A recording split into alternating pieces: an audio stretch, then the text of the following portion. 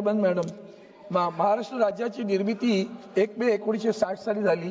त्याला 106 जणांनी प्राणाहुती देऊन हा महाराष्ट्र मुंबईसह महाराष्ट्र मिळवला. परंतु त्यावेळेला बेळगाव, कारवार, निपाणी, भालकी, बिदर हे मराठी बहुभाषिक भाग हा महाराष्ट्रात आला नाही म्हणून तेव्हापासून लोक आंदोलन करतायत. आता सतत हे आंदोलन चालू असताना तेथील मराठी भाषिकांवर आता अन्याय होत आहे.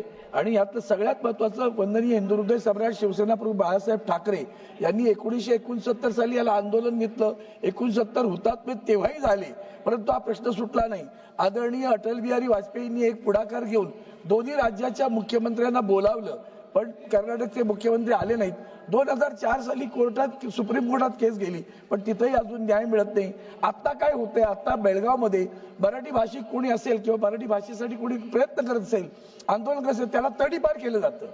आणि म्हणून आता शुभम शेळके नावाच्या एका कार्यकर्त्या जो विधानसभेची निवडणूक लढवला त्याला तडीपार केलं जाते. आणि म्हणून मी आपल्या माध्यमातून मागणी करतो की या बेळगाव, कारवार, निपाणी, भालकी, बिदर हा जो भूभाग आहे त्याच्यावर राष्ट्रपती राजवट लावावी आणि तेथूनच्या मराठी भाषिकांना सन्मानाने जगता यावं, यासाठी सरकारनं पुढाकार घ्यावा ही विनंती. धन्यवाद.